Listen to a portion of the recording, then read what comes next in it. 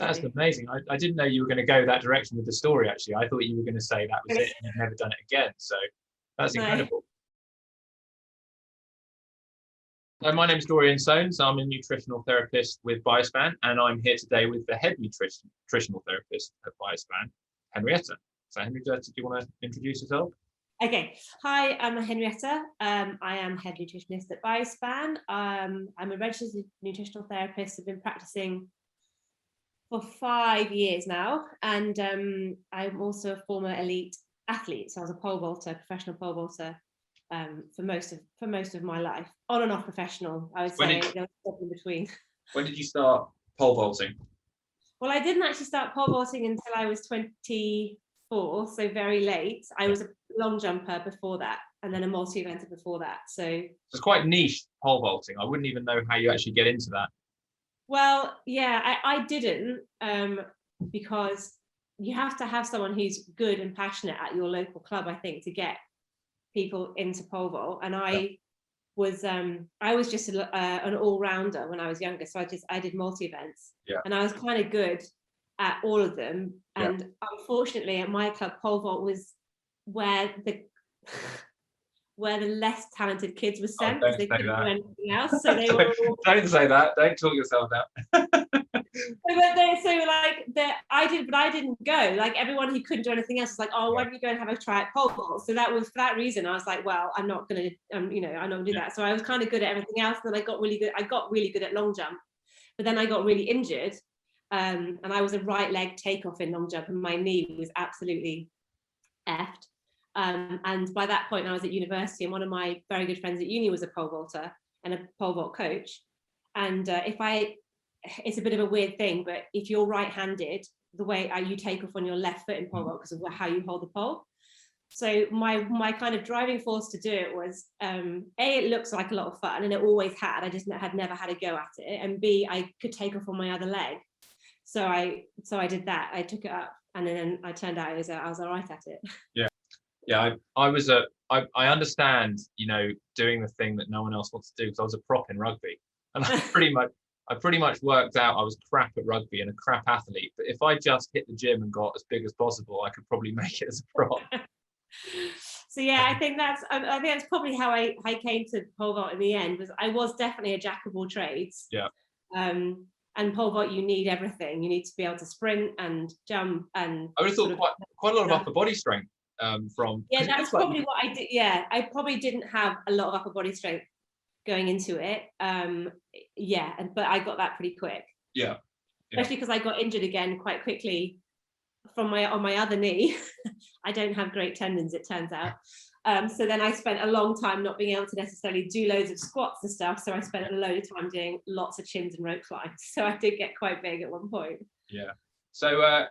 So you were doing athletics primarily in school, and when did you have an interest in nutrition then, or was that not really on the... Yes, in that I've always liked cooking, and food's always been quite an important part of my life growing up, because my mum was a caterer. Yeah. So she was always cooking. Yeah. And then obviously she was a caterer, so she would sell freezer meals back when health and safety things weren't quite so stringent, out of a local farm shop. And then she would cater for parties. So I was always involved in helping her with that, and then also waitressing at the parties. And so food was always a big part of growing up. And then when I was 15, she trained to become a nutritional therapist. So we're both nutritional therapists. Oh, really? I didn't know that. Yeah. So she's a nutritional therapist.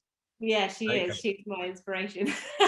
So then it became like, everything's always been home cooked. I'm very, very lucky in that respect. And there was really no junk food in our house, apart from a couple of things which we tease her about now. Like, I can't believe you used to let us have squash. And she's like, no, I can't either. And so we used to have Ribena now and again. And we used to also have a biscuit jar with Kit Kats and stuff in. We always had to ask, but those are things that I probably won't have in my house. I don't have in my house now. And she wouldn't have. Anyway, so she went and trained, having just gone down that route of sort of health and loving food. So then I just love cooking and I love food. So that was probably where it came from the most. And I used to watch all the cooking programs. I'm obsessed with MasterChef and cooking competitions. And yeah, I would happily spend a weekend just like making stuff I'd never made before, just to see if I could. So it was born out of two things really: a complete love of food, and then a need to understand more, because my athletics career, I needed to support myself better nutritionally. Yeah. So that was my next question actually, was how did you use nutrition while you were still competing, and did it help? In short, yes. And the long answer is well, I suppose it's kind of like my story. Everyone, most people in nutrition have a reason that they really, really went into it, and mine was because of my athletics. And back in 2010, I had my takeoff knee and my pole vault leg I had a horrendous tendinopathy. Yeah. And it was 2010 was a massive breakthrough year for me, but it gradually just went down the pan because my knee was getting worse and worse and worse. And then in October that year, we had the Commonwealth Games, and I ended up not being able to. I basically didn't take off for about 6 weeks leading up to that because I was in so much pain. And then I went in as a medal hope, and it just all went tits up because I hadn't trained. I couldn't train. I was in so much pain. So that was quite devastating. And then eventually I had surgery after that. And then I tore the tendon twice again after the surgery because I was pushed too quickly to get back. Yeah. So that was the whole of 2011 gone. And then we're into 2012, which of course was Olympic year, and that was the whole like focus of everything I was doing. So just a second. I was going in with. Sorry. Can I just interrupt you, Henrietta? Yeah. So I should have covered this earlier. What you were competing at an international level? Yes. Yeah. And who are you representing? Great Britain, I presume. Great Britain and Scotland in terms of Commonwealth status. Okay, got you. Okay. So my dad's. No, I know Paxton was a Scottish name, right? So Commonwealth. So Commonwealth was a total mess and pretty devastating. The whole of 2011 was then lost to trying to get this knee injury sorted. So we went into 2012 with very little sort of training behind me and still trying to get my knee right. And I did start competing again pretty much in the summer of 2012, and I had 4 comps. It's just not ideal preparation, and as you can imagine, it wasn't the smooth build up and confident build up I was looking for, and I didn't get the qualifying height. Essentially, the outcome was that didn't happen for me, although I got really close. It would have taken a PB to go because I hadn't jumped for so long. Yeah. But I am a bit of a sort of a believer that like miracles can happen, as it were. But I believe that I could do it, and I did so close. I came within 1 height. So I am looking back now. I can say I'm quite proud of that performance, considering where I came from. But ultimately, that didn't happen. I didn't go to 2012, which was really devastating. That was like, not getting to Olympics, not getting to a home Olympics. That's not going to happen again for me. And obviously, it hasn't happened again. We're not going to get them back here for years. So it was a lot to take and really hard to take. But actually my knee finally was starting to turn a corner and be good again. So then the second half of 2012, training was actually going quite well until Christmas. Yeah. When I say somewhat out of the blue, although it's not that out of the blue, I did have some pain. I ruptured my hamstring completely. So, and that was on the same side as my knee injury. So that was through the tendon, like complete, off the bone stuff. And then after that, my sports doctor said, look, you're not going to come back from this. This is too much, that your body's gone too far and you won't be able to compete at elite level again with these injuries. Which was, as you can imagine, just totally devastating to hear. And then within sort of 2 months of that, my dad died of liver cancer as well. And that was totally, not out the blue, as in, he essentially was an alcoholic. So it wasn't that out the blue. He was kind of fine, and then suddenly he wasn't, and within 8 weeks he died. So it was all in all, it was a really dark time. And then the place in those times just to train harder and harder. So I just kept pushing and pushing, and I think being badly because I was just anxious and because I was with all my I'd been taken off funding, and it just was snowballing. to the point where I was crying a lot. I was miserable to be around, and I was so far from the person I knew that my boyfriend at the time said, you need to talk to somebody. And he persuaded me to. And that turned out to be actually a clinical psychiatrist, because he was a friend of my sports doc. He'd go and see this guy, which I did. And then I was told I had moderate depression, which was a massive shock to me. I just didn't see myself as that, having depression. So motivated, and I'm so, but that was the place that I found myself in. But it was a real eye opener. And he offered, I was offered medication for it. And I really didn't want to take medication for it. And I know it works for some people. It just wasn't for me. So at that point, I was like, wow, I really need to do something different. So I had a really good talk with my mum, and obviously she'd been going through lots, this grieving herself. So I think perhaps I hadn't been that honest about how I was feeling, but having spoken to her about everything, she said, look, let's put, one thing we can control is you need to look after yourself better and eat better. So we kind of put a plan in place with that. And then I just started getting interested in the actual impact. I was never eating junk, but I wasn't mindful about the nutrients I should be including and making sure I was getting enough of them, and etc. So that's where it was really born from. And then she sent me an article during this time written by a nutritional therapist called Matt Lovell about overtraining syndrome or adrenal fatigue. And I read that, and and that really just rang true with me. It just felt like, oh, this is what's going on. And I'm not saying I wasn't depressed, but depression is a symptom of overtraining in the first place. Definitely.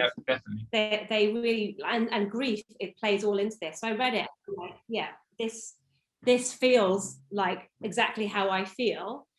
And then there was some, nutritional solutions to it. And I was like, wow, I didn't know any of this. And this is not dressed in sports nutrition, or hadn't been with me until that point. Like, it wasn't like you could just say, have a protein shake and take some creatine. You'll feel good. At that point was my experience in sports nutrition. So that's it. I read that, I was like, wow, this is fascinating. And then I somehow managed to talk my way onto the masters at CNELM. Also because I was like, well, what the hell am I going to do with my life? I can't be an athlete. I've got no career. So I've got to do something. So I was like, okay, well, maybe I'll just do nutrition. So I did. But then, having got onto the course and started learning, and doing the NLP side alongside with it, where you have to explore self-talk and the words we use, which mine had predominantly become all negative and all about failure. It was a massive eye-opener to the place I found myself in. But that was quite a long story. I was going to say, to cut long story short, this isn't short, but essentially I ruptured my hamstring in late December 2012, started the course in October, made the nutritional changes from summer onwards, and in December 2013 I jumped the Commonwealth qualifying for 2014, having been told I would never be able to do that again. Oh, really? So starting to feel good, and I missed it. So I was like, look, I'm just going to pick up a pole, we're just going to do stuff, and I'm just going to enjoy it. And it's just because I love sport and I want to do it. And then it was like, oh, this feels quite good, and I'm actually jumping really well. And so I did an indoor competition for fun in that December, and then jumped the qualifier. Amazing. So, all right, okay. So to answer your question, nutrition made a huge difference to me. And I got another, that was 2013, and I didn't retire until 2017. That's amazing. I didn't know you were going to go that direction with the story, actually. I thought you were going to say that was it and you've never done it again. So that's incredible. So do you regret that you didn't apply nutrition in the way you did earlier in your career? And also, do you think that maybe that would have helped with injury prevention? Yeah, 100%. It's not my fault. Like that kind of knowledge wasn't out there, wasn't easily accessible. That kind of integrated sports nutrition is still not massively out there. No, I don't think so. So I suppose regret is a bit of a harsh word, but I just wish that more had been known at the time. And for me in particular, like I've never truly torn a muscle, although many people would say that tendons and muscles, they're all one unit really, but I've never really torn a muscle. I've just had multiple tendon injuries. There's not a tendon in my body that I haven't had tendinopathy in. Yeah. Both Achilles, both knees, both hamstrings. And then I've torn my patella three times actually, because I had surgery on it a second time. And I ruptured my hamstring. Yeah. So clearly, I think there's a genetic element playing into that. But had I known, I would have been on bone broth. I would have been on top of collagen constantly. Yeah. I would have been really way more mindful of the protein in my diet. There's just so many things I could have done. Yeah. To support joints, which I wasn't doing. I wasn't eating, I was eating muscle meat. So yeah, of course my muscles were fine. I was eating muscle meat. I wasn't eating collagen and joints and bones and all that's, the connective tissue. So it was no wonder that, they were not in a good state. So there's so many things I could have done. Yeah.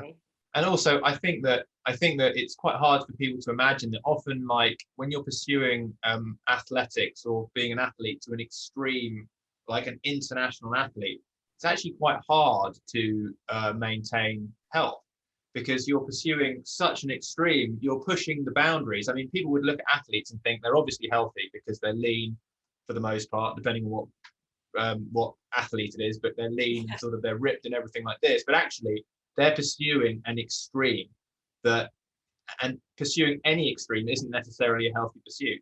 The extremes that you do in training for elite sport is so far beyond the healthy curve of movement and exercise. You're just always walking a fine line between illness and injury and being the best you can be. Exactly. And my biggest bugbear with the whole thing is that because someone looks healthy, which you touched on, because they're ripped, they're really strong, or they look great, it hides a multitude of symptoms that they aren't talked about. Oh, totally. Like fatigue and sleepless nights, or about like IBS style things, or indigestion, or PMS, but because someone's got a six-pack, you think they're healthy, and it's just so misleading. And I think it's a massive area that needs addressing in sport. And health in general, because I mean, if I go and pick up a copy of like Men's Health, there's some ripped dude on the front, who's got like an amazing V taper and abs and everything like that. And I mean, apart from the fact they're using lighting and everything to get that model, what you don't realize is, that guy might not look like that for 12 months of the year. He might literally get to that level specifically for a photo shoot. And there are obviously genetic freaks who have, big muscle bellies or small joints to make them look a certain way. Yeah. But I mean, my experimentation, when I've actually got super lean, for me, I'm not naturally a very lean guy, but when I've got to what calipers were saying, sort of 11-10% body fat, I felt terrible. Yeah. But maybe that's what, society would say that's when I'd looked my best. But I felt absolutely rubbish. And if you look into it, when bodybuilders who get down to single-digit percent body fat, when they go on stage, they're often like hypoandrogenic. Their sex hormones are all off and everything like this. So that's when they're probably at their weakest, is when they're at their most like lean and cut, and it's not health. And then like equally, because and this is a genetic thing, because you don't store fat subcutaneously, you can end up looking naturally like a ripped and lean person, but then are you storing it viscerally all around your organs? And that's so unhealthy. So you'd actually rather store it subcutaneously if it's make sure it's not around your organs in terms of health. So it's kind of a warped view of things that we've got ourselves into. Absolutely, because there is that disease, I don't know if it's a disease or a genetic condition. It's a lipodystrophy, where you don't get fat, but you only, so you can't put subcutaneous fat. The only fat you have is visceral, and these guys are really high risk for like diabetes and heart attacks. And yet, if you looked at them, they'd have six packs because they can't store subcutaneous fat. So it's crazy. Crazy. And I think that actually that whole idea of what people should look like is even more dangerous with women in particular, because I think women are much more susceptible generally to hormone dysregulation, especially if they start trying to get too lean. And that's obviously, I say obviously, it's a well-known problem in terms of, it's now called REDS, relative energy deficiency syndrome, what used to be known as the female triad, which is just, I think, such a condescending. Yes. Is that the body percentage it ends up being so low that their hormones and everything alongside it just gets totally out of whack. And that, again, it's I don't think it's talked about enough. And I've known athletes who haven't had periods for months, and they've seen a sports doc, it's been talked about, and everyone's like, well, that, but they are healthy and otherwise they're good and they're not fatigued, and so we'll just keep an eye on it. And it drives me crazy, because if you're not menstruating, you aren't, your hormones aren't right, you're not producing progesterone, it's not right. Absolutely. We're not, this whole idea of what we would say as someone is healthy because it might be common, or just because it's common, it doesn't mean it's healthy, or it doesn't mean it's normal. And you've just got to think about it. Why would your body turn off the ability to procreate? Because it's the number one function. It's the number one function. Everything in a woman, everything is aimed towards procreation, and every month your body is trying to get pregnant, and when it doesn't, it just starts again. Because and I don't want this to sound like we're only here for one thing, but we're only here for one thing, and it goes for males too. We're here to procreate. That's right.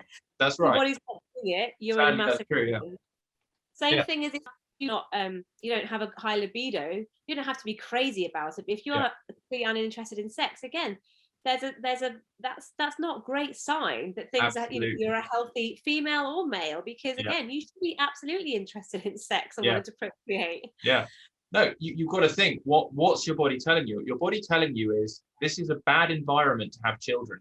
This is a stressful environment. So we're going to start titrating abilities. It's not fine. We're going to start chopping off non-essential abilities just to survive. So let's get rid of your sex drive or your ability to procreate. We just want you to survive. That's what your body's literally doing. So it's pretty amazing, that we can get into these states. And I mean, everyone knows of stories of people who were trying for kids and there was nothing wrong with them for years and years, and then they gave up. And then when there wasn't the stress and the pressure, all of a sudden it worked. And it's literally just a stress thing. Yeah, and they're not just stories. That's so real. Or they had IVF for their first child, and then having had the pressure taken off, they've got a kid, then they got pregnant 2-3 more times, just like that, bang, bang, bang. Exactly right. Yeah. So maybe that's a good transition into sort of talking about do you have sort of fundamental principles that you use, or things that you advise when practicing nutrition? I think my fundamental principle, above anything else, above fancy powders X, Y, and Z, it's just real food first. And sometimes that's almost the hardest thing for people to do if they've come to you and eating convenience food and sandwiches for lunch and grabbing stuff on the go. To tell them, can you just cook every meal? I mean, that's a big deal. So but it can make such a difference. So real food is probably the first thing I'll talk about. And by real food, I'm talking as unprocessed as possible. Include cooking as a process here. I know we can get quite pernickety about this, but I'm talking like it looks very similar to what it looked like when it was either in the field or running around in the field. And then so that's not cutting out food groups or specifying food groups. That's literally just real food. And then you move on from there to sort of the next principle would be I increasingly more of an ancestral diet. I don't like the word diet at all. It's got so many connotations. No, ancestral food advocate. I think it makes sense to me to look at our evolution, where we've come from, and look at the closest we can get to using that that time machine to look back is the hunter-gatherer tribes, the very few that still exist, and the very few that still exist completely non-pastorally, because a lot of them now are starting to become more pastoral, so even they're affected by this sort of farming life that we started 12,000 years ago. But our genes haven't changed almost at all since we kind of came out the trees and started walking on 2 legs, apart from not being able to make vitamin C. Everything's really similar to that time, but the world is entirely different. And even though, we've been farming for 12,000 years, that's still a drop in the ocean compared to how long our genes have been around and how long it takes to evolve. So it just makes sense for me to go back to as close to those sorts of diets as possible, because I think that's the world we evolved in, and that's where our genes express themselves the best. Yeah. That's not, I don't want to get pigeonholed. I'm not saying paleo, keto, or carnivore. I'm just saying, like, those kind of principles. Again, I work with vegans, vegetarians, but I have to be honest with them and say, look, I believe that we are meant to be not predominantly animal based necessarily, but we're omnivores. We have animals in our diet, and they are the most nutritious things for us. The reason I quantify that a bit, as in I'm not completely animal based, is because unless you're eating completely nose to tail and all the organs, then I think you do need plants to supplement the vitamins and minerals that you're not going to get if all you eat is muscle meat. I'm not a fan of all muscle meat, but some people just can't stomachs or organs or any other organs. Yeah, excuse the pun. Exactly. So it's not like I'm not dogmatic, but I do truly believe that. So I have to be honest with people when they come to see me. This is what I know to work best for humans. If we can't do that, then we have to do the next best thing. Yeah. But so it's real food. It is animal based. And then as I kind of get older and wiser and have a family, I care more and more about the provenance of the food and the effect it's had on the planet. Yeah. So again, local and the highest standard of animal welfare that you can afford, ideally regeneratively. So you're part of the life cycle of the earth. They're putting something back into the earth, and they're leading healthy, happy lives, because it does affect the quality of and the nutrient density of the meat you're getting in the first place anyway. So yeah, that's right. You get a better fatty acid profile with grass-fed. Exactly. Yeah. And then it's not just that, it's also what's not in there. So I mean, to be fair, at the moment, and fingers crossed they stay this way, our welfare standards in this country are way higher than, let's say, America, where a lot of this research comes from about the differences in meat. Yeah. They have all really bad welfare standards. So, we can talk about the fact that the fatty acid profile then to raise more preferable, is in the omega-3s are higher, but equally, if this may come more from America, it's what's not going in. So loads of animals are fed so much just junk, like literally ground up like plastic, rubbish, like plastic, that they're full of plastic and they're full of crap. So yeah, it's what's in there as well as what's not in there. Yeah. Well, I mean, I couldn't agree with more with basically everything you said, from the whole foods first principle. And so, but what would you say to people who say, why would you consider ancestral health? We have lots of evidence now on nutrition, so who cares what we're speculating about the past? Let's just look at the evidence, and let's just base our decisions on that. What would you say to that? Well, it depends which evidence you want to cherry pick, doesn't it? We do have lots of evidence in nutrition now.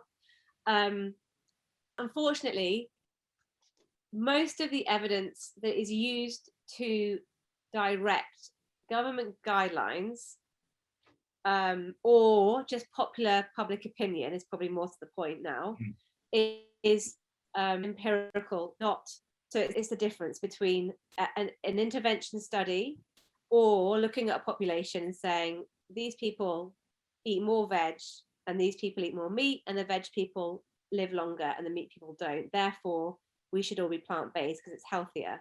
It's just, as you well know, we've had this discussion, it's so flawed from top to bottom.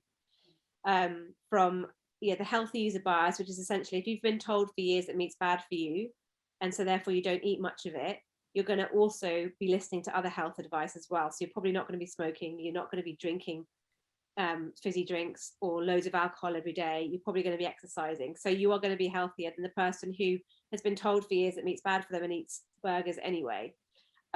Equally, those studies never, ever, ever, and this is the biggest point, never qualify.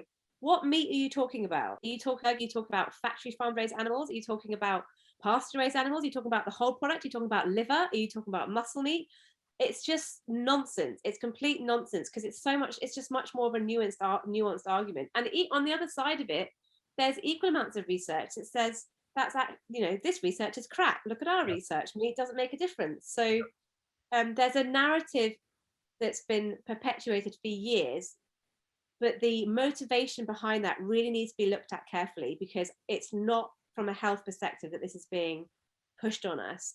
And the environmental perspective, in my opinion, is warped as well, because if we all go plant-based, where are we going to grow all the vegetables and soy and fake meat that we're going to be needing to eat instead? Because it's a nonsense. I don't want to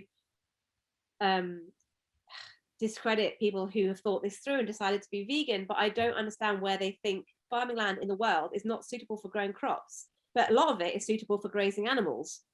So you got to think it just doesn't add up. And and I mean, my biggest problem with that whole argument, which I think is fairly extreme, it doesn't account for the fact that we have hardly any large ruminant animals on the planet compared to before the Pleistocene mass extinction 11,000 years ago. Yeah. I don't know what the exact, I think the fossil record is spotty, but the best piece of evidence I could find said that the biomass of all human beings right now, so 7 billion of us or whatever it is, was equal to the megafauna before the Pleistocene mass extinction. That's absolutely massive to put in perspective. That means the weight of all human beings was in mammoths and buffalo and oryx and whatever else was around then. So and you're telling, we know that there were 60 to 80 million buffalo when Westerners first reached America, right? And humans had already been there for a long time, killing off a lot of the buffalo. So we don't know what the population was at its peak before the mass extinction. So that's about the same as the American cattle herd right now. So using like methane from cows as is the issue, I think it's quite ignorant. It completely takes the carbon cycle. It says the carbon cycle is rubbish. That doesn't exist. And yet we know that's established science that we learn when we do, when we're 16 in school, basically. Yeah. And equally, if we weren't feeding cows grains and shit constantly, they wouldn't be farting methane. That's also true, yeah. In nearly as much quantities. Yeah, that's also true. And when you do raise them pastorally and give them what they should be eating, they again, the methane that they're farting is not what's causing the climate change. That's old methane. That's carbon made from methane, CH4, I think. So that's carbon that's from the carbon in the grass that then becomes in the air. It gets degraded from methane over 10 years back into carbon, which goes back into the grass, and so on and so on. Right? And we need some level of greenhouse gases, or we wouldn't exist. We'd be a frozen ice block, right? So that's part of natural greenhouse gases, compared to dig things up from the soil, which have been dead for millions of years, and burning that. But that's new carbon. That's new carbon you're introducing into the atmosphere. It's completely different things. So I think I know it's such a nuanced argument, but it's so frustrating that it's the one side is shouting so loudly and getting believed, because it's affecting everything. And more and more I'm seeing people come in who turned to what they thought would be a healthier diet because of things like red, because of articles for ethical reasons. They're not healthy. And again, I know the population's massive now, and I know we can't all live hunter-gatherer diets in that extreme, but there is a solution out there that is not either one thing or the other. And I just wish we had a more balanced and more reasonable argument out there for sustaining ourselves and sustaining the planet. Humans like to be quite reductionist, and we like one solution answers. So like carbon is the enemy, so that's it. Anything that has carbon has to be reduced or eliminated, whereas there's nothing's ever that simple. Nothing's ever that one-dimensional. It's a system, and everything is a part of that system, and you've got to find out what you're influencing in the system. Do you know what I mean? Exactly. I know you probably listen to Paul Saladino, so you've probably heard his podcast since coming back from staying with the Hadza for a bit. Super interesting. Really interesting, their observations. But it's essentially, if he's to be believed, and obviously he's got his biases that he believes in an animal-based diet. Yeah. with some, with some veg and some honey. Yeah. They think about hunting all day long. It's the only thing they want to do. They eat animals, and they love berries. And if they can get berries, they'll eat berries. And they do dig up tubers. But it was thought this was brilliant, was that they chew them, and then they chew them to get like the I suppose the glucose and carbs that they can out of chewing it, and they spit all the fiber out. They spit it all out. So this impression, and because they've been reported as being plant-based and eating 130 grams of sort of fiber a day, and like that's complete nonsense. We didn't see any of that. They spit it out. And if you think about how much fiber you have to gather per day to get 130 grams, extraordinary amounts. So it doesn't really make sense, that point of view. And then they talked about this paper. This is so fascinating, that came out, I think it was in this year, February 2021, comparing, I don't know if it was exactly the Hadza, but those Tanzanian, there's a couple of tribes that are still living hunter-gatherer lifestyles compared to their sort of city-based counterparts, and the huge health differences. Yeah. And we think the title sounds so promising because it's saying, the hunter-gatherer tribes are so much healthier. But then the reason that they give for that is that because they eat way more fiber and way less saturated fat, whereas people living in civilized like cities are eating not enough fiber and much more saturated fat, and it's complete nonsense. It's a nonsense. They're probably eating more fiber in the cities and much less saturated fat because there's vegetable. So just a frustrating narrative, and it's dictated by the journals that want to take a stance on certain points of view. And and that was in Nature Reviews. That's a really high end journal. That conclusion just is complete nonsense. So it's an uphill battle, but in this country we have got a number of regenerative farms now. I can never say that word. Regenerative. That's right. That's it. Which is good, but I really worry now that we're out of the EU and looking to do trade deals with other countries where this is going to go, because if it's America, having their food in our country is going to be a complete disaster. I agree with that, actually. And I think the main thing, if people listen to this, if the best thing you can do is buy the best quality meat you can afford, because at the end of the day, I think that the consumer has a lot of say in this. And if you move, one consumer maybe not, but if you move en masse, then that sends a strong signal to where you want to get your produce from. I actually picking up on some of the stuff you said, there was actually another paper recently done about people called the Turkana, and they are in a part of Central Africa, and I think it's sub-Saharan Central Africa. I can't remember exactly where, but how their health plummets when they move to urban areas. And they are pastoralists who are 90% animal based, living off things like camels and goats and stuff like that. And they don't have any of the chronic health complications of like urbanized, westernized societies.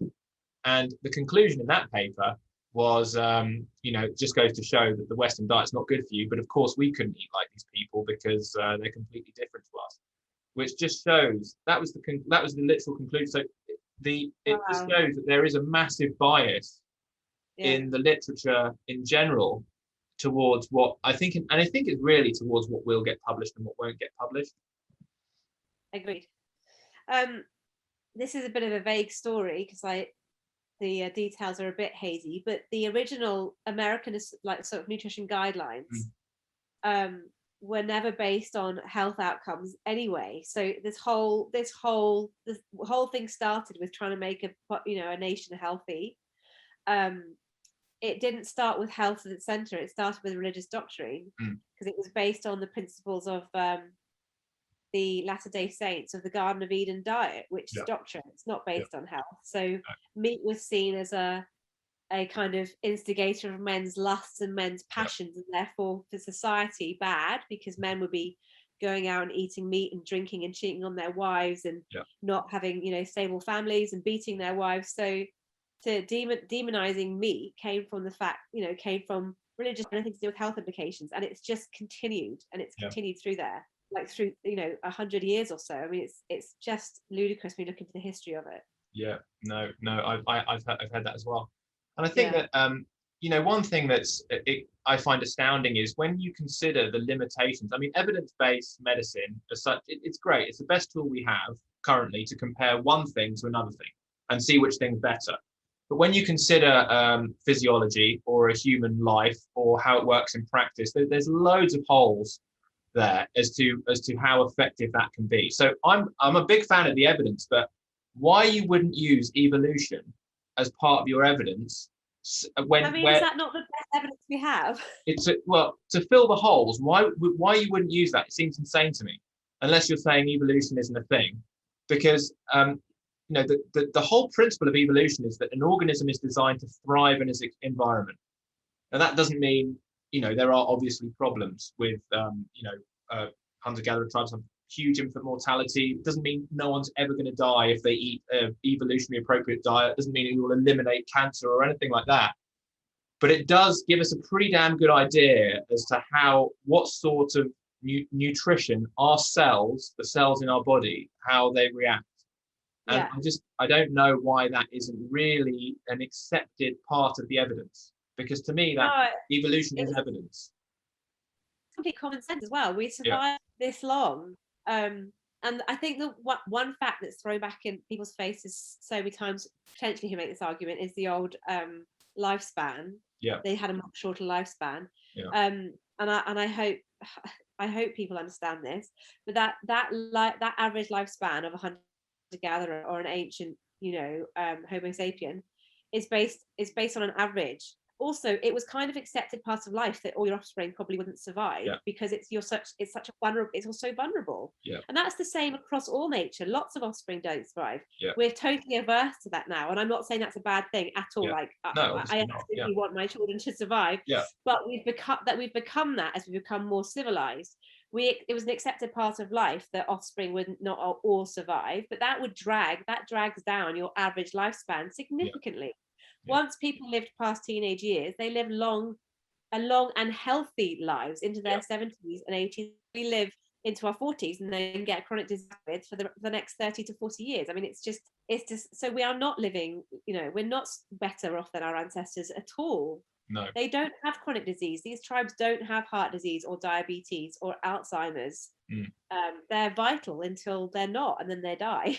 Yeah, and I mean, I don't think there's any evidence that humans are meant to live longer than, say, between 70 and 90. And we might consider 70 to be young these days, considering the average is 80. But there's no evidence I can see that we should live much longer than that, with the exception of some outliers. And generally speaking, when most people hit 80, they're not really living a life that they want to live anyway. I think. Actually, Maxie told me, I think Alzheimer's or dementia is now the biggest killer in women in our. So people are terrified of it because they think they have no control over getting it. It's just ridiculous. It's ridiculous. It wasn't even a big problem 100 years ago. Forget evolution. It wasn't not even 100 years ago. It wasn't even a big problem 30 years ago. Yeah. Yes. Exactly. It's the acceleration of Alzheimer's and type 2 diabetes, and Alzheimer's is probably type 3 diabetes. Is staggering, and over and in 30 years, you have to look at lifestyle for that. Alzheimer's is quite simply your brain cells are not getting energy. It is as simple as that. I mean, I think I've distilled something that's quite complex down into a simple thing, but if you can ensure that your brain cells are sensitive to take on energy, then the same thing won't happen. Would you say that's a sort of a correct thing? I'd say that's a massive part of it, but alongside that, or this is probably goes hand in hand with the fact that they can't probably get the energy they need, it's brain inflammation. Yeah, that's true. And what causes it? What causes inflammation? It's your body. It's your body trying to save itself because it's so dysfunctional. That's right. It engages its immune system, and it's trying to do the right thing. The first line of our immune defense is inflammation. We get inflamed. If your brain is inflamed, it starts attacking it's breaking itself down. That inflammation is vital to being able to stay alive, but we need to be able to switch it off. It's an on-off thing. It's not supposed to be constantly running because it does damage. If the whole point of it is it damages all the tissue around it, and it gets rid of damaged tissue, and cleans it up. But you have to be able to switch it off. If you've got a low level of inflammation going on, it's gonna that is kind of and it's talked about a lot in functional medicine, but it's pretty much the basis for every chronic disease. But you got to look at what's causing the inflammation in the first place. Yeah. So and to try and put that into something that's quite easy for someone to understand. If you sprain your wrist, say, or break your wrist, it swells up. Yeah. And that swelling is the natural part of the healing process. It's good. It means you're getting more fluid there. The fluid protects it for a start, and you're getting increased blood flow to that area, which is dropping off all the stuff you need to repair the damage, right? So that literally is inflammation. That's a kind of trauma, physical inflammation. But because of metabolic dysfunction or imbalances in our body, we can get inflammation. We can get inflammation in any part of our body. And if that does not, that's a natural healing process.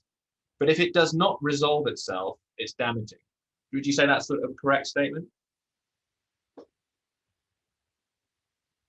Yeah, completely.